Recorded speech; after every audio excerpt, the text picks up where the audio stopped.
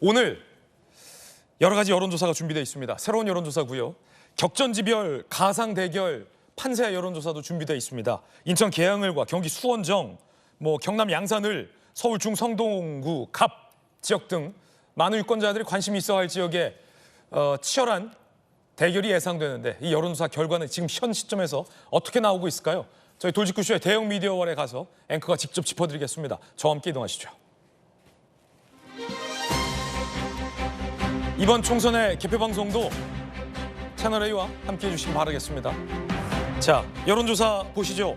이번 총선의 주요 격전지별 가상대결 여론조사 결과 보도해드리겠습니다. 먼저 인천 계양을입니다. 이번에 실시된 여론조사상에서 인천 계양을의 이재명 대표가 44%, 그리고 원희룡 전 장관이 34%의 여론조사 결과를 받고 있습니다. 아직까지 총선이 많이 남아있기 때문에 이 두 후보의 여론조사 추이가 어떻게 될지는 아직 모릅니다. 분명한 것은 초반보다 원희룡 전 후보가 이재명 후보를 바짝 쫓아오고 추격하고 있다는 양상이 보이고 있는 것은 분명해 보입니다.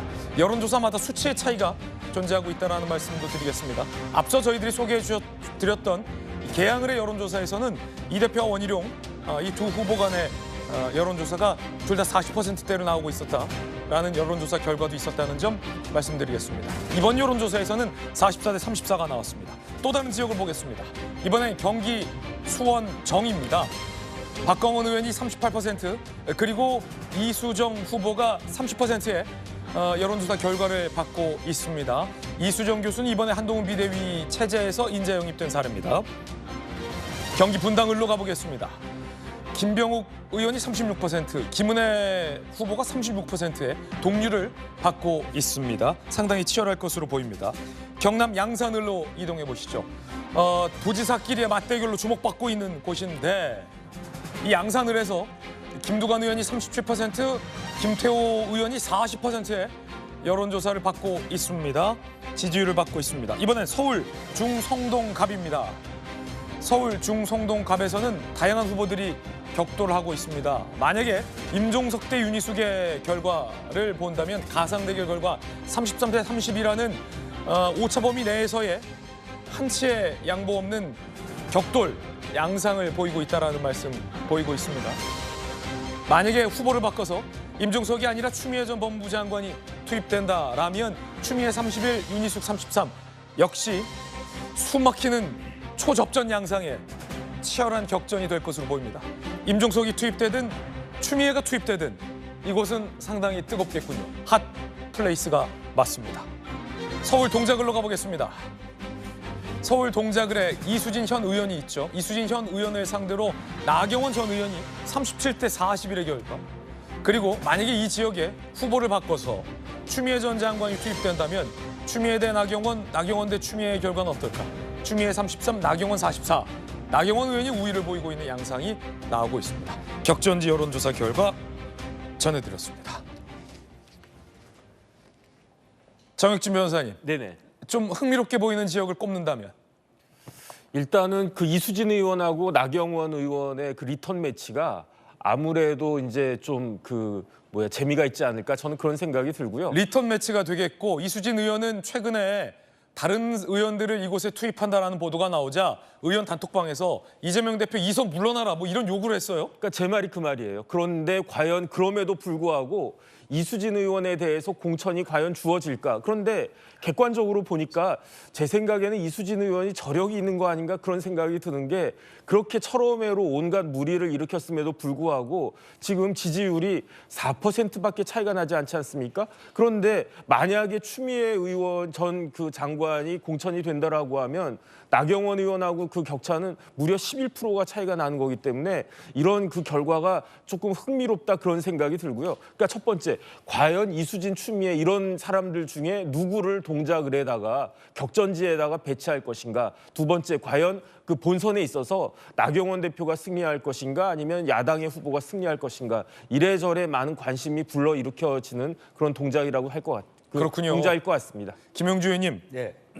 그런가 하면 이 추미애 전 장관이 다양한 곳에서 이름을 올리고 있습니다. 왜냐하면 추미애 장관이 어느 곳에 출마할지가 아직 정해지지 않았고 공천 받을 수 있을지 여부도 뭐 불투명하기 때문일 텐데 앞서 뭐 동작을 언급해 주셨는데 중성동 갑에도 이름을 올렸습니다. 임종석 전 실장이 출마할 경우 윤희숙 의원과의 경우, 추미애 전 장관이 출마할 경우 윤희숙 의원과의 경우 양쪽 모두 다 굉장히 치열한 접전이 될 것 같다라는 네. 결과에 어떻게 보셨습니까? 사실 뭐 접전보다는 추미애 장관이 예상외로 고전을 면치 못하고 있어요. 동작도 보고 성동갑도 보고. 그러니까 사실은 이재명 대표 입장에서 추미애 전 장관이 좋아서 어디를 주고 싶어도 말하는 이기는 공천이 되기 어렵다. 그러다 보니까 동작 안 되니까 송파까지 했는데 송파는 더 어려워지면 실제로 보면 추미애 장관을 어디에 줘야 되느냐 하는 그런 고민들이 많이 생길 수밖에 없는 거고요. 그래서 예. 그런 것들이 접진이긴 하지만 뭐 성동도 그렇고 동작도 그렇고 현재 있는 후보를 제끼고 나오기에는 더 지지보다 낮게 나오니까 동작에서 주고 싶으나 줄 수 없는 그런 고민이 있지 않느냐. 그래서 사실은 어찌 보면 추미애 장관이 민주당에서 또 이재명 대표 체제 하에서 애물단지가 되고 있는 거 아닌가 그렇게 보여집니다. 예.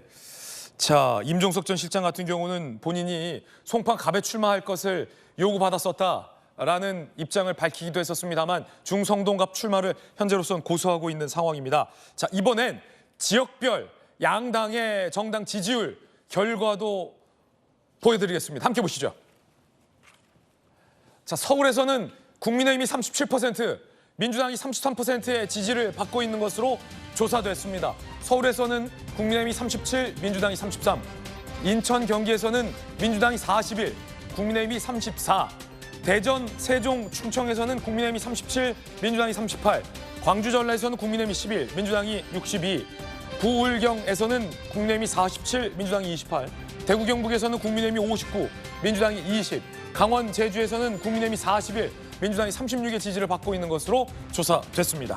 한동훈 비대위원장과 이재명 대표의 지지율도 준비되어 있습니다. 함께 보시죠. 이번에 실시된 여론조사 결과 한동훈 비대위원장은 46%, 이재명 대표는 32%의 지지율을 받고 있습니다. 이 여론조사에서도 한동훈 비대위원장이 이재명 대표보다 더 많은 지지율을 받고 있고요. 부정평가를 보면 한동훈 비대위원장 43, 이재명 대표는 61%의 부정평가를 받고 있습니다. 부정지표도 이재명 대표가 이 조사에서도 한동훈 비대위원장보다 월등히 높게 나왔습니다. 부정은 높고 긍정 지지는 낮은 여론조사 결과가 나온 셈입니다. 송영훈 변호사님, 당에서 봤을 때는 상당히 좀 고무적일 것 같다는 생각도 드는데 어떻게 보셨습니까? 저는 무덤덤합니다. 네. 왜냐면요, 이게 지금 야구로 치면 이제 겨우 1루에 주자가 나간 거예요. 아직 홈에 들어와서 득점한 거 아니잖아요. 이재명 대표의 직무수행 긍정률이 저렇게 낮게 나오고 있는 것은 지금 민주당이 벤치에서 계속 서로 싸우고 있기 때문이죠. 그 대기 타석이나 불펜에서 몸 풀어야 될 선수들이 몸을 못 풀고 계속 서로 싸우고 있으니까 저것을 낮게 나올 수밖에 없는데, 그렇다고 해서 지금 국민의힘이 뭐 안심하거나 환호해서는 안 되는 것이 아까도 말씀드렸지만 이제 겨우 1루에 주자 나간 것이고, 야구는 말루에도 계속 욕심부려서 헛스윙하면 점수 못 내고 끝납니다. 그렇기 때문에 끝까지 겸손한 마음으로 최선을 다해야 된다. 저는 그런 말씀 드리고 싶습니다. 예. 자, 이 지지율은 지역별로 표본 오차 범위가 다르다라는 말씀 드리겠습니다. 참조해 주시기 바라겠습니다. 여론조사 결과 소개해 드렸습니다. 국민의힘에서는 강남 3구의 공천 신천왕 박진 외교부 장관을 서대문 을이라는 국민의힘 입장에서는 상당한 험지로 권유했습니다. 출마를. 그리고 박진 장관이 이걸 받아들였습니다. 이렇게 되면 당의 중진이 서울에서 험지를 출마하게 되는 셈입니다. 이야기 들어보시죠. 서대문 을로 생각하시는 거예요? 네, 당하고 소통을 해서 내린 결정. 서울 수복을 위해서 중진 의원으로서 최선을 다하겠습니다. 당에서 구체적인 연락 받으신 거 언제쯤? 지난 주말에 제안을 받았습니다. 혹시 좀 서대문이랑 인연이 있으신지? 저도 모든 힘을 소진해서 박진과 함께 하겠습니다. 고맙다는 말씀드립니다. 비서관 같은 경우에는 어디를 좀 출마해야 된다고 보시는지? 결국 선민후사 해야 되는 거고, 자기 어떤 실력이나 그런 거 걸맞는 정말 싸워볼 만한 자리에 가서 이겨주셨으면 좋겠다. 그런가 하면 이번에 신당 창당을 선언한 조국 전 장관이 한동훈 비대위원장의 생닭을 비판했습니다. 무슨 얘기일까요?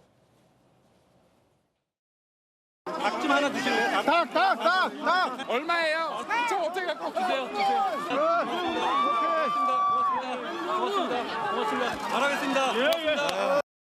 생닭을 검은 비닐봉지에 넣고 정치인이 흔드는 모습은 한국 현대 정치사에서 처음 본 것 같습니다. 털이 다 뽑히고 목이 잘린 생닭을 영어식 표현으로 그로테스크하고 기괴했거든요. 그래서 이게 뭐지? 그런 장면을 제가 처음 봤겠죠. 그래서 추측건데 서민 코스프레를 하려면 생닭을 잡아야 된다라고 판단한 것 같습니다. 서민이기 위한 노력으로 보입니다. 저는 한동훈 비대위원장이 그 생닭을 집에 가서 먹지 않았다는데 5만 원을 걸겠습니다. 저 같으면 그 닭을 들고 가서 집에 가서 뭐 닭볶음탕을 해 먹었을 것 같긴 한데 기자분들이 그런 거 안 물어보시나요? 기자들이 물어볼 게 얼마나 많은데 생닭 드셨냐라는 걸 물어보겠습니까? 서민 코스프레 하고 있다라는 어디서 많이 들은 비판 같습니다.